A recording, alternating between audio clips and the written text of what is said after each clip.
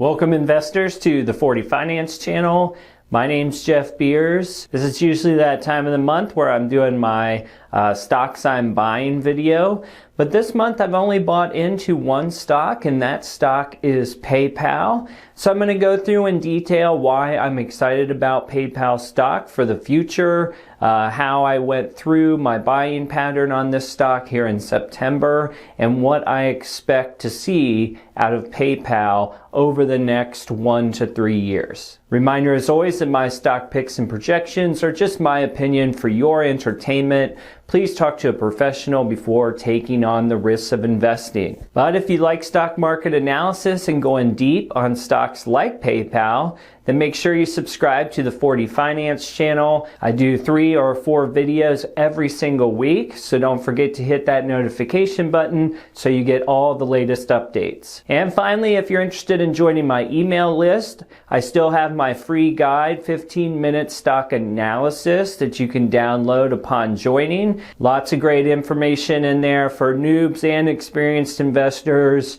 Free tips, resources, everything you need to build a better watch list for your potential investments. All right, so my interest in PayPal started growing back in August when I made this video here, where I, asking, should you buy PayPal at all-time highs? That's normally something I don't do, buying stocks at all-time highs. But as I continued to get through on PayPal, I really liked what they were doing as I dug deep in their quarterly reports. I added them to my watch list. I kept checking out the stock back and forth, reading news articles, going a little bit deeper on the analysis.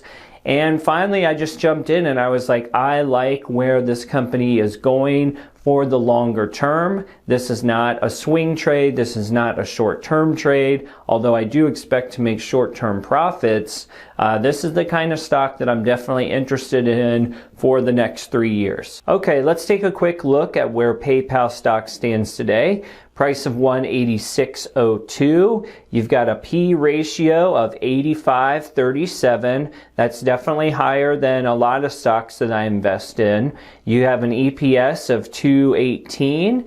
And you got your next earnings call coming up close to Halloween. Yahoo's projecting between October 21 and October 26. And you see off to the bottom left there, 52-week range between $82 and $212. But you can see that we are, roughly $25 off of that high right now. Looking up to the top of the screen, you got a forward PE of 42.50, trailing 12 months revenue of $19 billion, cash on hand of $13 billion, and a long-term debt of $9.7 billion. When we think about cash on hand and the revenue coming into the company, that $9.7 billion is certainly manageable over the long term. All right, so as we go through PayPal stock today, I'm going to give you my 4 primary reasons that I invested in this company, and we'll go through the short term all the way through the long term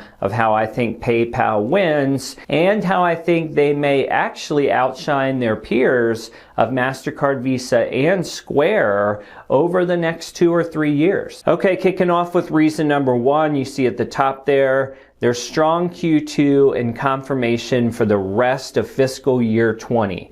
Okay, so just having a good, strong Q2, which if you look off to the left, it was their strongest quarter in PayPal's history. That is awesome, and that was certainly built into today's price, but we need to get some sort of understanding of, was this a blip on the radar due to the lockdown, or, but how's the rest of the year going? How's 2021 going to turn out? There's a lot of people who have had success in the pandemic, but it doesn't necessarily scale up to long-term wins. However, if you look at the tile on the right with the header momentum expected to continue, and you see I highlighted Q3 guidance in the box there, and the first box under Q3 guidance, total payment volume expected to grow 30% on a spot and FX neutral basis.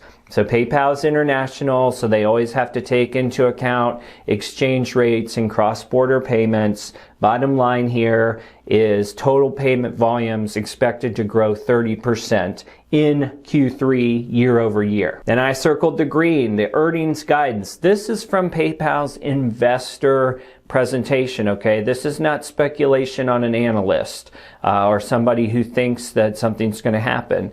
The company is giving guidance, which is important because you've probably seen a lot of companies pull back their guidance and not offer any due to the uncertainty of COVID. PayPal, on the other hand, they're coming out here, and if you look at the first green circle, their earnings guidance, 45% GAAP EPS growth. Then you go down to the last two green circles. This is for the fiscal year, the full fiscal year of 2020, and where they are expected to add 70 million active accounts and earnings guidance of 25% growth in GAAP EPS. All right, so in my eyes, it's very exciting that the leadership of a company comes out and basically tells you where they're going to land, where they expect to land. That's big, particularly in the year 2020, because so many CEOs are backing off and they're just saying, hey, you know, COVID, it's crazy. We don't know which way this is going to go. We're not going to give guidance for the rest of the year.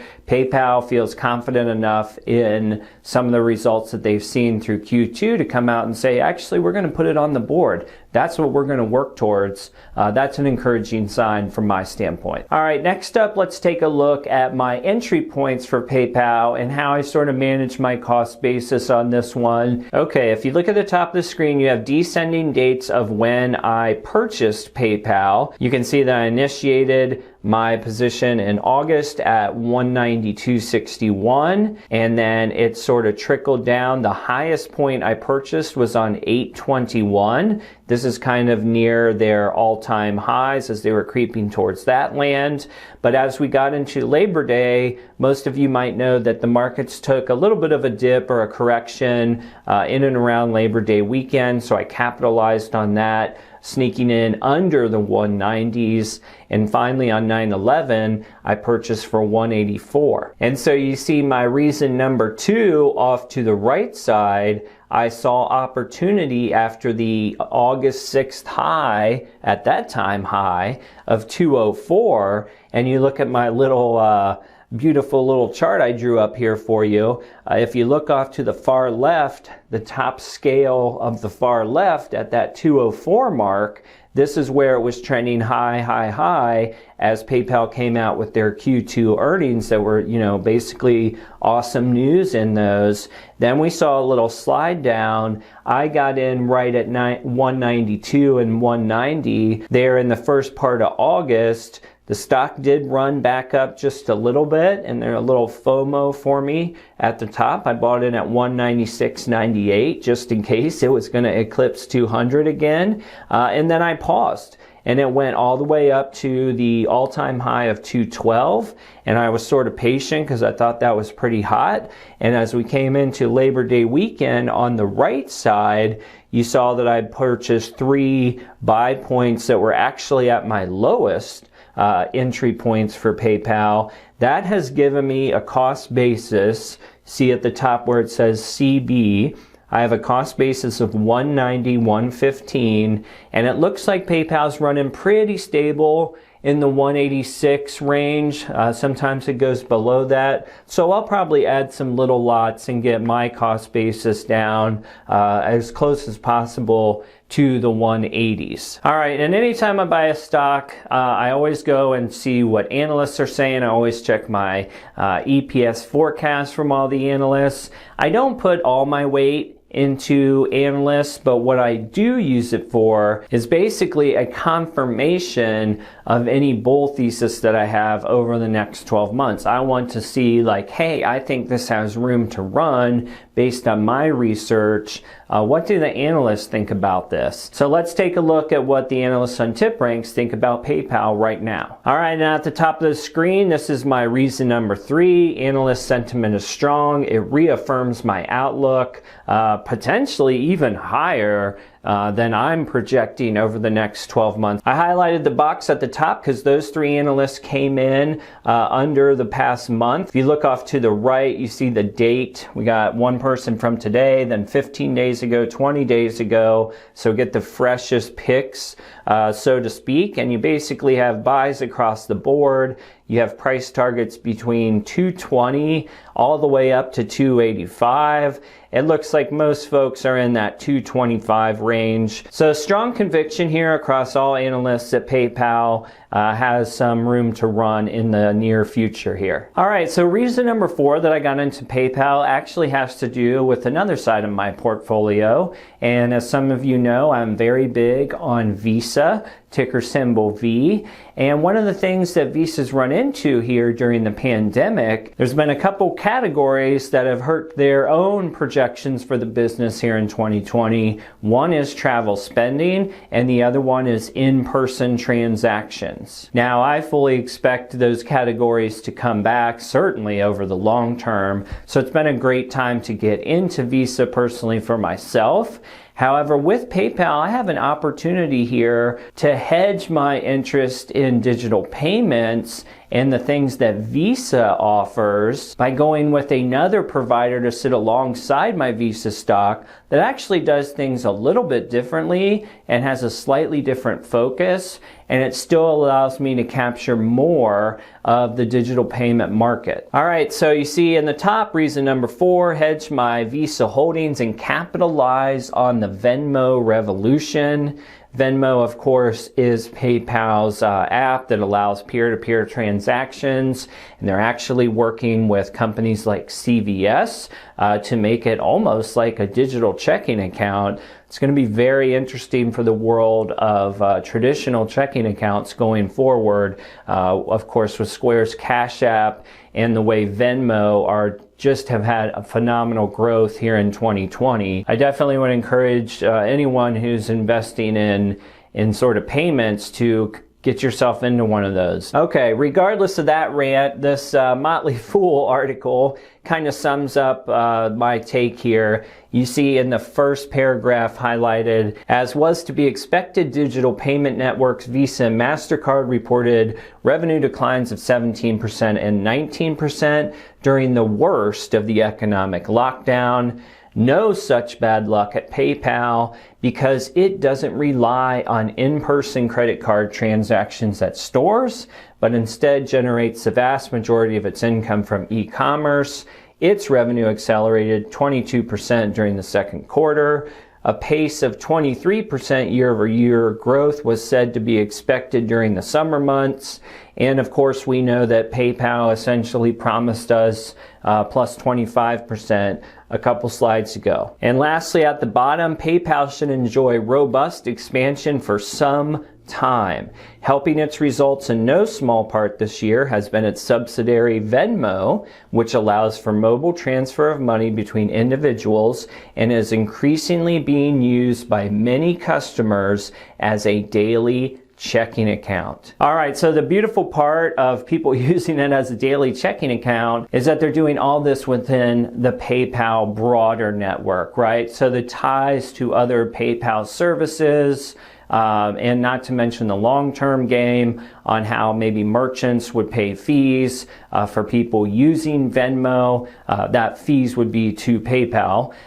There's a lot of opportunity here, and PayPal's user growth has been absolutely incredible. So a lot of reasons to get excited here. All right, so bottom line, why I decided to buy into PayPal. Number one, this is a 3+ year hold for me. I will continue to manage my cost basis, but I'm not really super concerned on what might be a roller coaster ride in Q4 with the election and wherever the pandemic lands. I'll be sticking with this one for a while, just like I do with Visa. It is important to note, though, for the viewers, that I would not call PayPal stock cheap, okay? I would not say that this is a value investing play. This is a growth play. The stock is expensive. I have a GAAP EPS target of $2.71 for the end of fiscal year 2020. Even that puts the PE somewhere around 68 or 69. So this isn't a super cheap play. This is a longer term growth play with a company that's basically going to have plus 20% EPS and revenue growth for the next several years. And as I mentioned earlier, PayPal really complements my Visa stock play very well. It gives me some exposure when times are harder for Visa. Also, the way that customer behavior is changing with the Venmo app. If there is some world there between Venmo and Cash App that explodes, which I think, it will, this is a great way to make a play on something like Venmo, while at the same time having a strong backing with a company with PayPal that has an e-commerce business that's doing great. So if Venmo has some growing pains, there's a lot of other money coming into this company to keep it afloat while they figure it out. And lastly, if you're interested in investing in PayPal, I would say for myself, like another 10% dip sure would be nice.